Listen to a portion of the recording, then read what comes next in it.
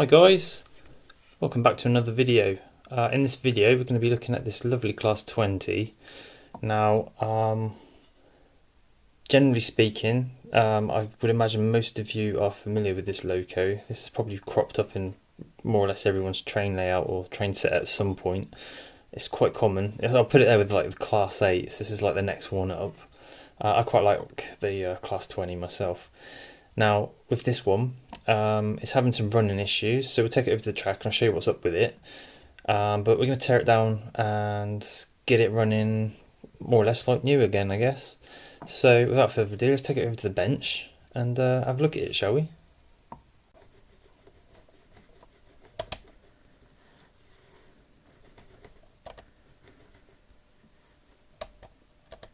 Wow, okay, dead as a dodo. So let's go over to the bench and let's dig into this, shall we? I feel like this video is probably going to be like a tear down, completely rebuild. So first thing you want to do with your class 20, if it's not glued on at the front with the nose, I'm hoping this will come off okay, you know. Well, absolutely. So when you get your nose on your train, there should be a tab at the top, so the idea is you unclip it at the front and lift it up, and that will give you access to a screw there. That holds the chassis into the shell. It's normally flat-headed countersunk screw, but in this case it's a Phillips screw. So we'll remove that, put that to one side, and then you are left with taking it out. So you have to take it out like this. So put that to one side. Okay, so we've got the shell off. Now the next thing really to do is, I suspect, cracked gears. So what I'm going to do next is remove the bogies. Now one end is the front and one end is the rear. So it doesn't really matter. We'll just concentrate on the front and rear when we put it back together, because these are the same front and rear. And I'm removing that just so I can turn this. And if you feel it have a bit of a restriction like it has got there, there's a broken gear somewhere. If you've seen the videos, all the other videos I've done in the past, you will know that broken gears is pretty common, especially on grey and Farish. Now my first suspect, I think, is like the gear just in there. We'll come back to that in a minute. Now I'll just take this other end off. What we're going to do is completely strip this thing completely down. So that end comes off there, this comes off. That's got a broken gear in it as well. I'm not turning it hard, it's just stopping. So there's two broken bogies there.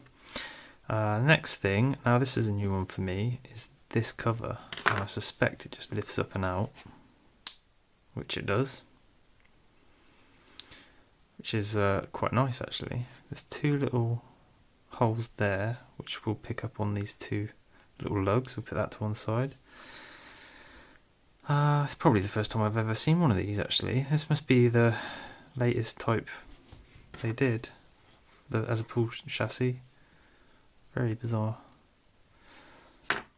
So what I just did there is I slid this across, and that allows me to take the spring out. Put that to one side. There's a brush in there. Will it come out? Probably not. They never do. We're going to do the same on the top. You just got to be careful that the spring doesn't flick off. So I tend to put my finger over the top whilst sliding this top piece across, but you really don't want to stab yourself. So I'm going to do it this way around instead. And there's a spring in there. It's just a little bit... It's not happy chappy. There's a spring there. There's the bush.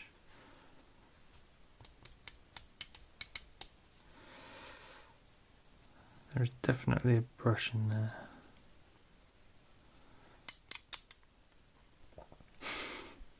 Right, don't worry too much about them brushes. Right, so another thing I do is with a silver pen is I will mark a line like this to the little hole there, and I go off 90 degrees. So that indicates where these plates go and which orientation the magnet goes.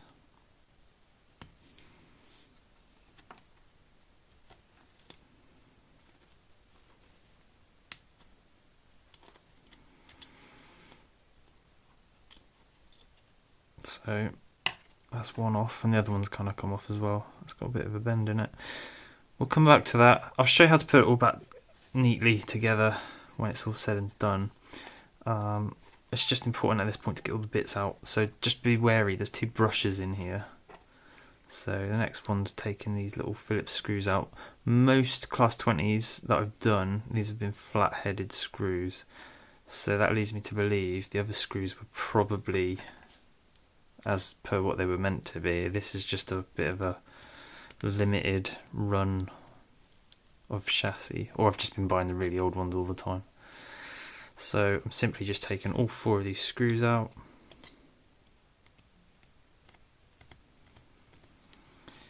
Now this whole thing will lift off like so. Now you've got your 4 screws there. There's the bush which holds the brush, and that is definitely in there because I need to slide this over. Interesting. That might be staying in there. Looking at this. Yeah, that's staying in there for this one. Damn. I'm not going to bend it to get it out because I won't be able to bend it back to get it in. That will need cleaning because there's all oil over it. So I'm just going to put that to one side. So that's one brush. And the other one is just tied in here. We'll get this out. Okay, we've got it out. There we go. So all that lot needs cleaning, and that, well, the whole lot does. So the next thing really would be to take all of this out.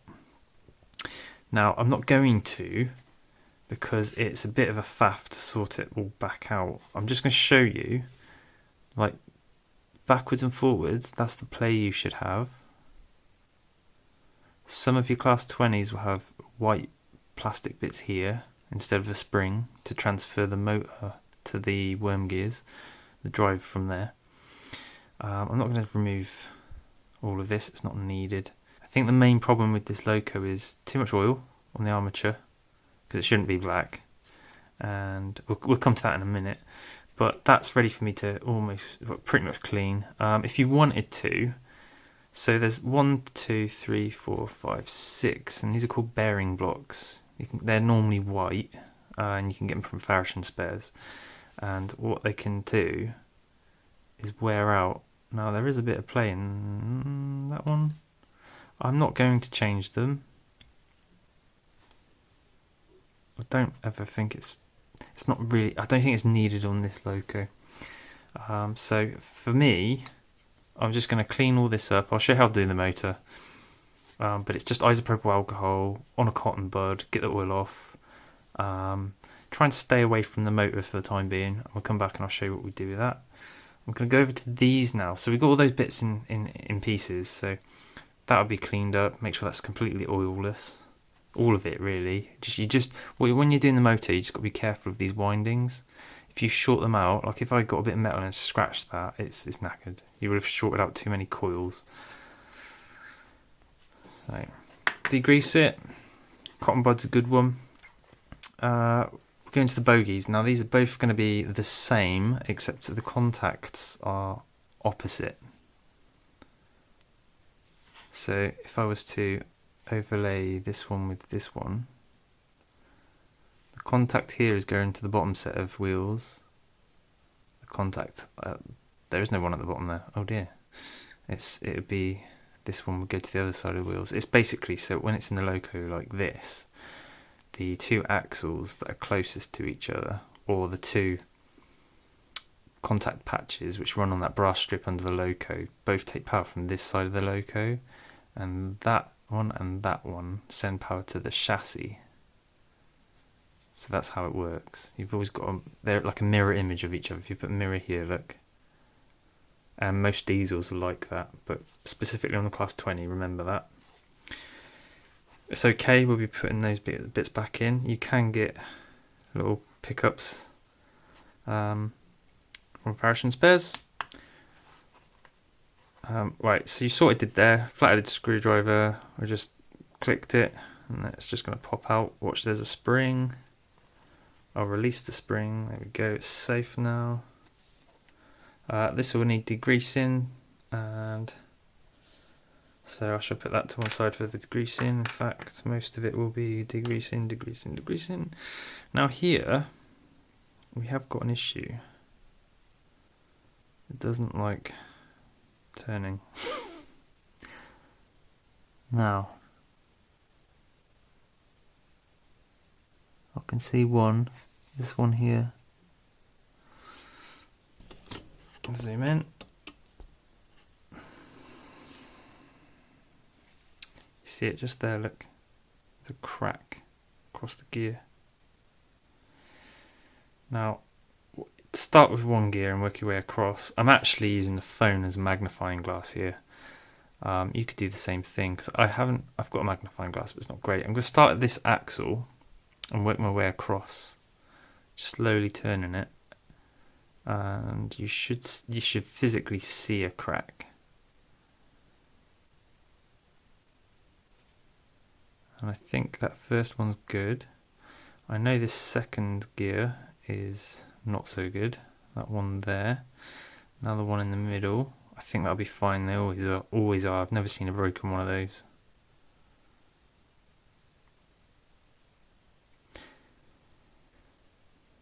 And then this other one here.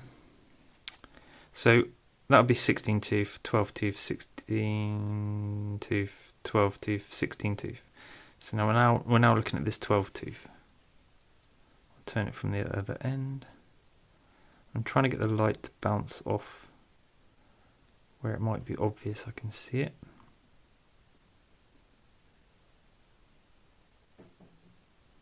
Just take your time. There you go. There's the split there. So that's cracked. So that's not good, is it? Now we've got, I'm just going to check that's not a bit of grit. And it's a bit of grit. What do you know? That's probably a bit of ballast, I guess.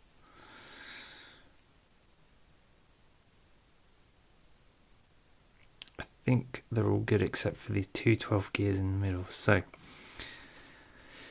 we've probably got an axle one on the other one. You can refer to pretty much any of my other videos on changing gears, but in this case that one's bad and that one's bad. Okay, so right, to take this apart, you just literally popping the axle out. That's one. The other axle.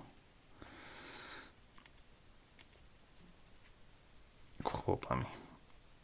That's two. I'm being very careful to try not to bend these pickups. On this bogie, now this is a bit of an oddball.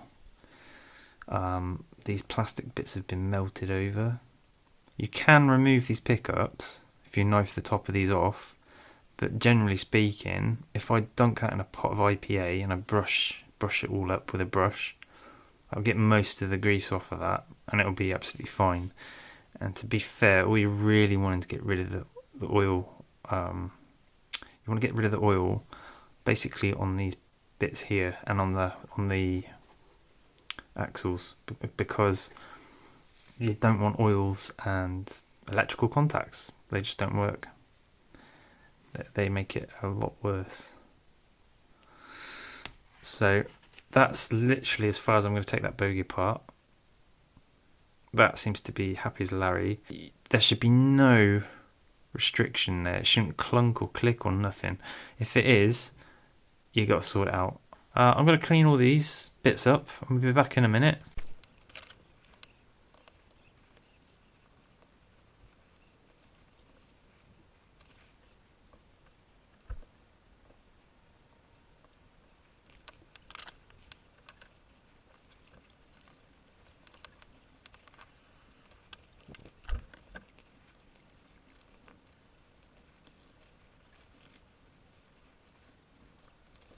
Okay, so I've got some gears here and we've got the shafts.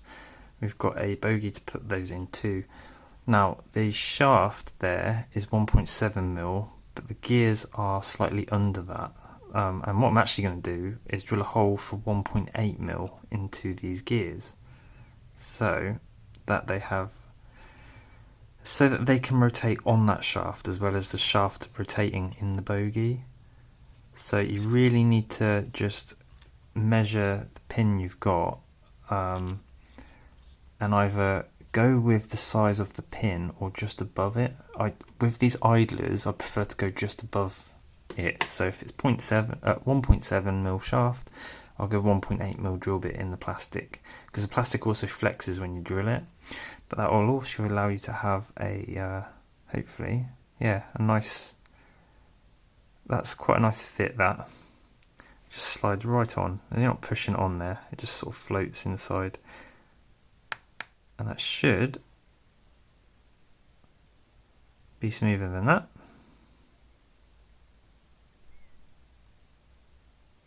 Now this is a very good point to bring up here. Now this is actually quite tight to turn, and what I suspect is the gears are just, because they're newer gears, they're a bit wider than they should be. Now I've got no other option here than to actually cut these gears down now. And to test my theory is correct, what I'm going to do is just remove this central gear.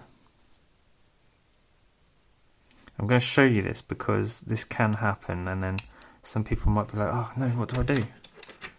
Because you need these bogies to be super free. If they're not free to move, then you cause a lot of stress on the rest of the drivetrain. So let's try and get this out. I think what it is it's just as wide as the bogie, or just a little bit wider. It shouldn't be doing that. So I'm going to go for this, the hole that it's meant to go in. And I do think this is very important to show you. Right, that should spin absolutely freely, and it doesn't. It's actually really quite tight to move that, and I think it's just because it's pressing on the sides. So what are we going to do? Well, I'm going to actually be very careful here and knife the side of it.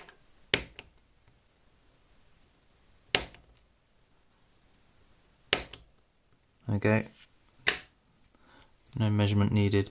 So maybe go gingerly on the first one, then you can judge like how far you got to go on the one after that.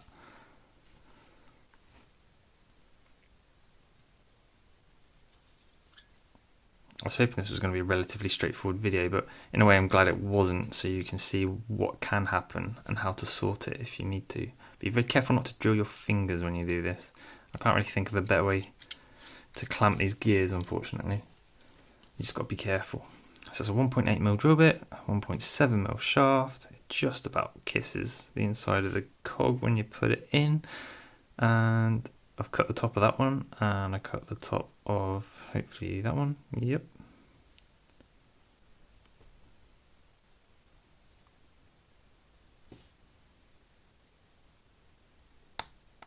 Click, click.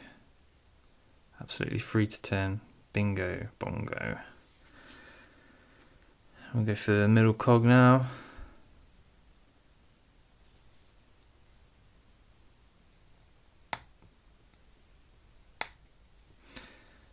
And hopefully it should be as easy to turn, just like that. If you've got any issues, you need to sort them out now. The easier and better you make this, you'll see it. The loco should run silky smooth. So got that. Now we've got our wheels, so they should be pretty good to go.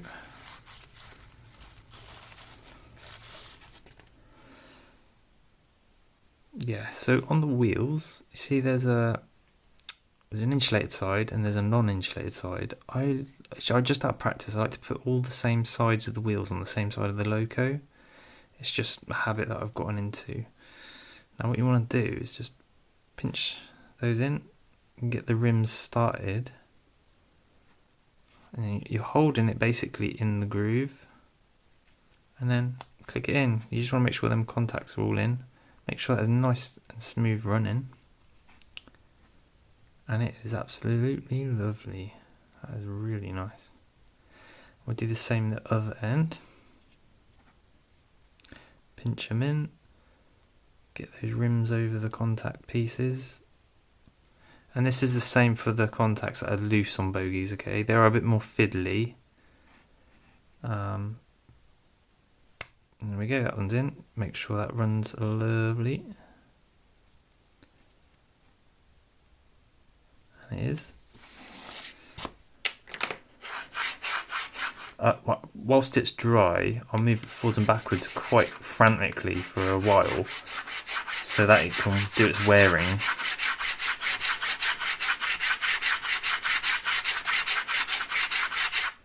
Okay, something like that. It'll be a lot freer, and then later you can add the oil. So we have a bit of a bent contact here. That's probably me a minute ago. This top one here. It just needs to be a bit straighter than that. Yep, so that is one bogey down. Bogey down, bogey down.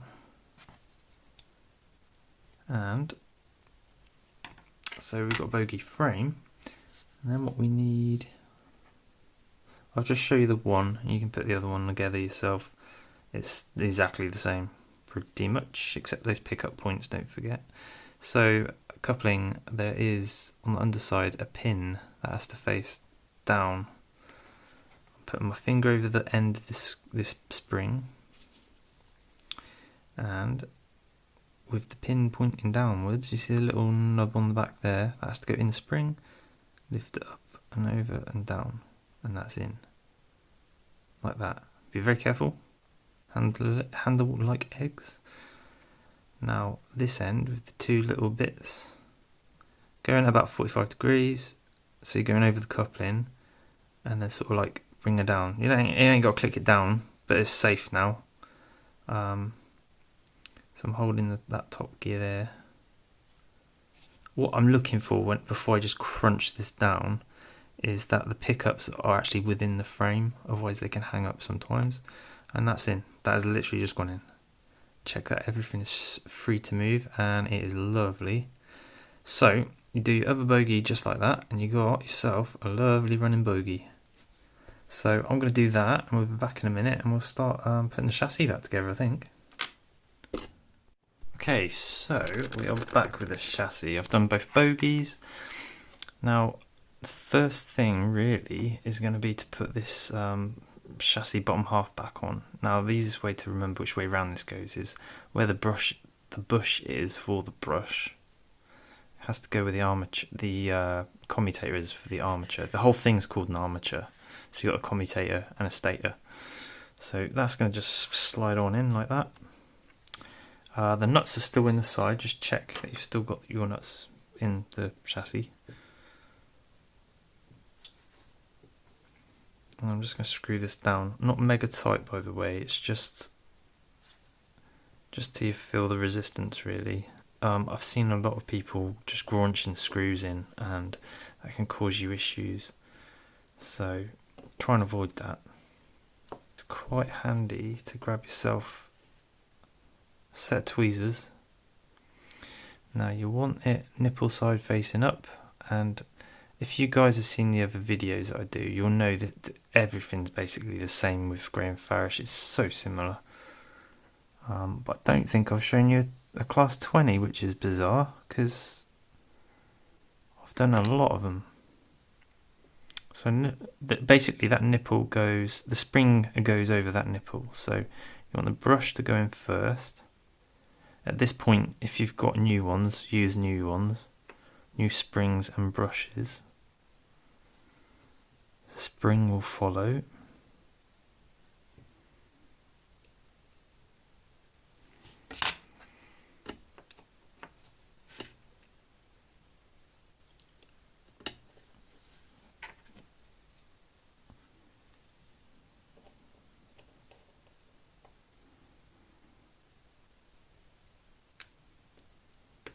Once you get it halfway on, it should be alright. Okay, that's one in. Now, if you're using new brushes, you don't need to do this. But because I'm using set pack, the old ones, can you see there how it's half mooned? Because it's followed, it's worn to the shape of the commutator there. So I'm just going to turn it around. Okay, so that's against the armature nicely there. Now another check, you want that to spring. Just check I've got a clean side of a cocktail stick. You want the brush to spring back up. Daylight, no daylight, so it's got a pressure against the armature, okay? Alright, next up is we're going top side. And the bush goes in for the brush. Then next will be the brush.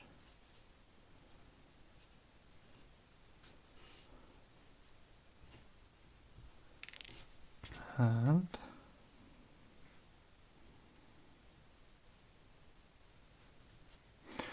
again, nipple side facing up, and she's gone down the hole.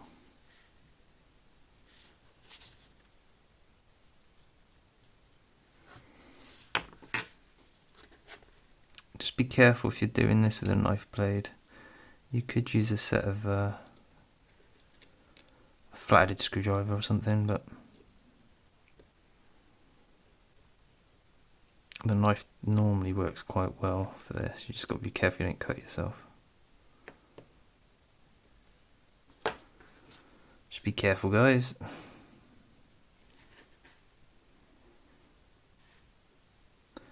Fiddly, but doable. Just take your time.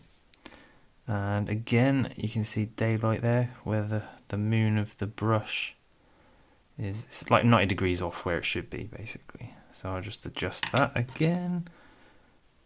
Okay, so that's it in there, and it's just against the armature. Ching, ching, ching. There we go. So that's our brushes back in. That's the chassis back together. So actually all that's left is to put our bogies back on. I've actually been a bit naughty, and at this point you could put a dot of grease on that worm gear there and on that worm gear there. And actually the bearing blocks within the loco, I'm sorry, I should have said this earlier, put a bit of oil on them. Mine are already sort of pre-oiled. The grease from the worm gear will get to this gear. You can kind of see what I'm doing here, putting it back together. Get one of the end shells. You've just got to be careful not to trap that pickup in there when you put this back on. So that's that. And there's a screw that just goes in there to hold that on. Again, it doesn't matter which one you grab just yet because they are the same. So this is exactly the same the other end. And then we go for a screw in there. Be careful you don't cross thread your screws. Just take your time. Right, so last but not least, now where this little hole is where that line was, and then where that line goes to is where this is. So another thing I've noticed is, we'll see how we get on, but I think that should be straight.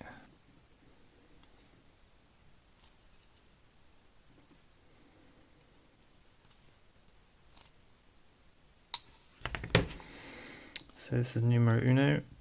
There's a little hole down here that this little point goes into. So you aim it for that, and then it should just like go in on those little tabs. Just like that. And whilst you've got that on there, you can turn the other side of the motor and see if it spins freely or not. We'll go to the other side. Notice how these are curved down and in. They shouldn't be like that. They're relatively soft to bend back. I just don't know why they're like that. Might be part of the reason it wasn't running that nicely. So this side is the same as the other side.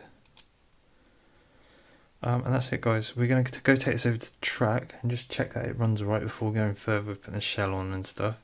So let's go over to the test track and see what we got. Okay, so we're at our little test track.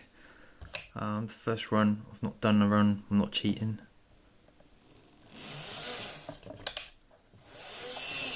Well, it works. Will it crawl? This is where spending the time on those gears really pays off and making sure the bogies run freely. That's nice.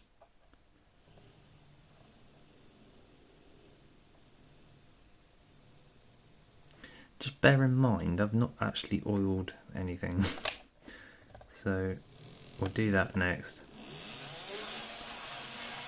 Well, actually, what I will do is actually just run it around for 5 minutes dry so it wears its way in, and then I'll put oil on it. So you hear it's sort of moderate speed. I'll leave it like that for 5 minutes and then go 5 minutes the other way, and then we'll come back and put some oil on it. I'll show you how to do that then. Okay, so I've run it. I have this little thing, oil pen. I'll try and put a link in the comments to where you can get one. All I'm going to do is where the gears are. Now, I'm mainly interested in putting like a dot there, dot sort of there.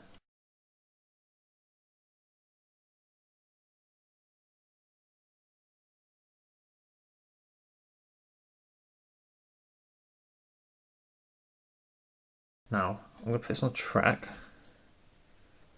I'm not going to run this at max chat, and this is my test track, so it doesn't matter if it gets a little bit oily. I'm going slow there, just so it works its way around the gears, and I'll just let it go around the track like that for a couple of minutes.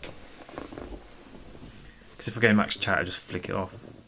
But that's about it. That's pretty much it. And if it checks any oil off, it should actually go onto the sleepers. It shouldn't be going onto the rails. Okay, so we're back at the bench. Now, I can't remember which way is forward and which way is backwards, can you? Now, the first way you might be able to tell is looking at this screw hole. Has it been played with recently? Well, that one has, so that indicates to me that's the front. So, the chamfered part of the loco is the aft, the rear of the loco. Now, what you're going to have to do is put that in first, and then slide the front up, like that. And cosmetically, don't worry, there's super glue on it, like I said earlier. But there's also blue tack on here, so that's what's going to be getting used. So on your, if you had one that was okay, that little bit there is where the tab would click in. I haven't actually got one that's in one piece, so I can't show you that bit. Nor am I going to buy one and put it in. And actually, thinking about that top bit just there, I have a sneaking suspicion that's residue. Yeah, it is. Oh, nice. That's great. It's not super glue.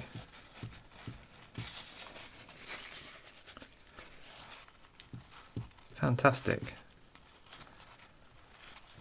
That's good news, isn't it? Look at that. I can clean it up a bit better. So there was me thinking I was going to weather it. No, still might.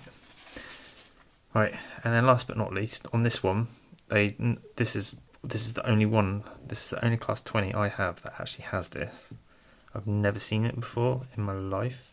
In fact, this class 20 in particular is a one-off. You've got the 2 holes, you've got the 2 pins.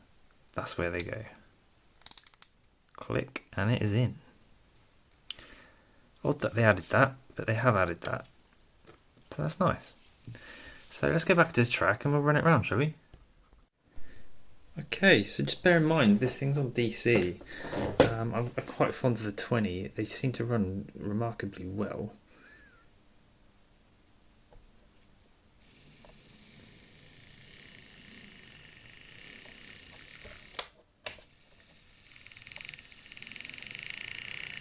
I think because of their weight and how many pickups they've got, they do go at quite a nice speed.